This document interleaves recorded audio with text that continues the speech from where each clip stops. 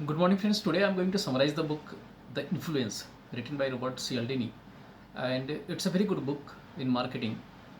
इन्होंने 5-6 चीज़ें बताई है इसमें कि कैसे आप अपनी मार्केटिंग और सेल्स इंक्रीज कर सकते हैं। तो फर्स्ट उन्होंने पॉइंट बताया है एस्कर्सिटी। एस्कर्सिटी एक ऐसा प्रोसेस है जिसमें आप कंज्यूमर के माइंड में एक अलग इंप्रेशन क्रिएट कर सकते हैं।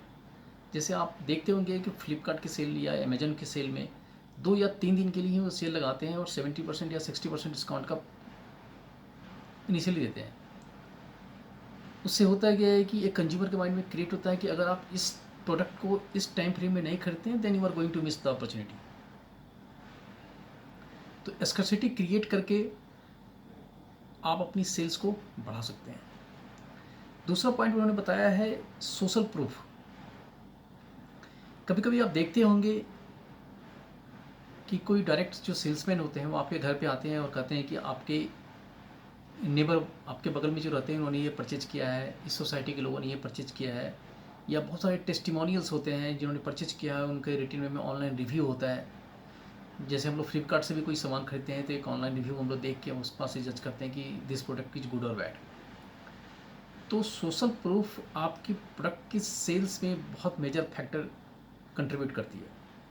वर्ड ऑफ माउथ की पब्लिसिटी एक ऐसी पब्लिसिटी है जिसमें कंज्यूमर जो होता है वो बिना दिमाग लगाए, बिना ब्रेन कंज्यूम किए हुए वो कितना भी महंगा से महंगा प्रोडक्ट को परचेज कर लेता है।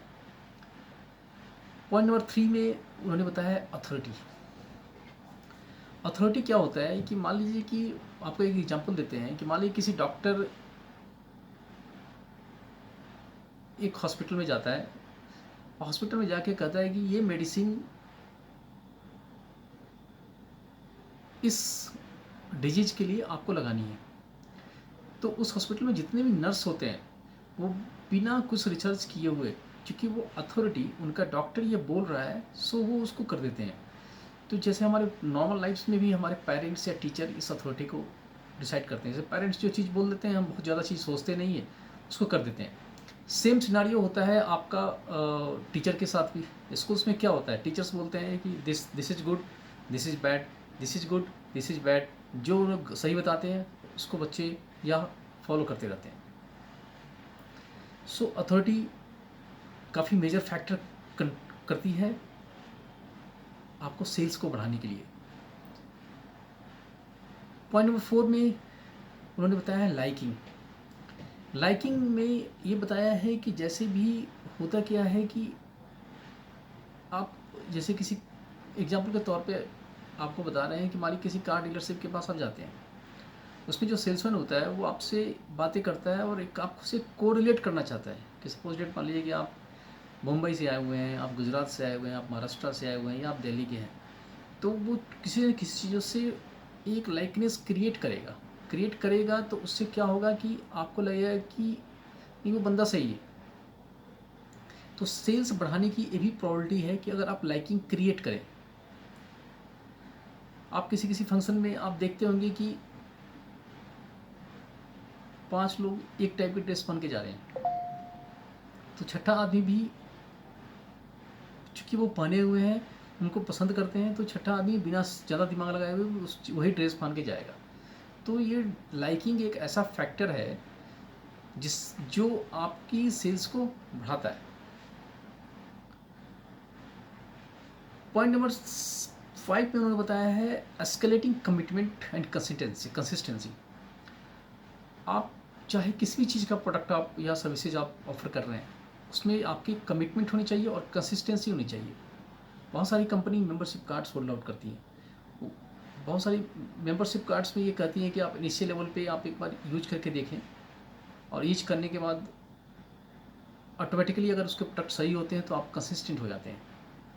तो आपकी कमिटमेंट और कंसिस्टेंसी या जो भी सर्विसेज वो आपसे प्रॉमिस करता है उस सर्विसेज को प्रॉपर डिलीवर करता है, तो आपकी उसकी कमिटमेंट पूरी हो जाती है। तो उसकी एक कंटिन्यूअस बन जाती है, आपके उसके लिए हमेशा एक क्लाइंट बन जाते हैं। तो कमिटमेंट और कंसिस्टेंसी बहुत ज़रूरी है। जैसे आपका ऑनलाइन कोर्स भी होता है तो उसमें लोग कहते हैं कि आप वेबिनार 30 मिनट्स का वेबिनार अटेंड कर लीजिए। अब 30 मिनट्स का अगर वेबिनार अटेंड कर लिए तो अगर आपको अच्छा लगता है तो वो कंसिस्टेंट हो जाता है। आप उसके कोर्सेज को परचेज कर लेते हैं। पॉइंट नंबर 6 में उन्होंने बताया है रेसिप्रोकेशन। रेसिप्रोकेशन में क्या होता है, एक्सचेंज प्रोसेस होता है। बहुत सारी कंपनियां जब कोई नया प्रोडक्ट लॉन्च करती है तो उस प्रोडक्ट को वो फ्री में डिस्ट्रीब्यूट करती है। जैसे एग्जांपल के तौर पे या इंडिया में रिलायंस जियो को देख लीजिए। रिलायंस जियो ने जब लॉन्च किया तो इनिशियल 1 साल तक वो बिना पैसे के ही सिम कार्ड डिस्ट्रीब्यूट किया। तो जब आप किसी चीज़ को फ्री में कहीं से आप लेते हैं तो आपके अंदर एक अलग एक साइकोलॉजिकल एक बाउंड्री क्रिएट होती है जिसमें आप उसको रिटर्न करना चाहते हैं।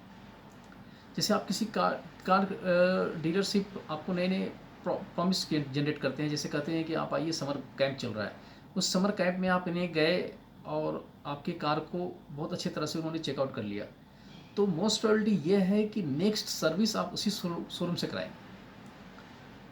तो रेसिप्रोकेशन एक ऐसा ह्यूमन टेंडेंसी है जिसमें एक्सचेंज करके कुछ फ्री प्रोडक्ट देके आपसे फ्यूचर में आपके उनके कस्टमर हो जाते हैं। तो भी एक प्रोसेस है जो आपके सेल्स को बढ़ाने के लिए ज़्यादा प्रॉफिटेबल है। तो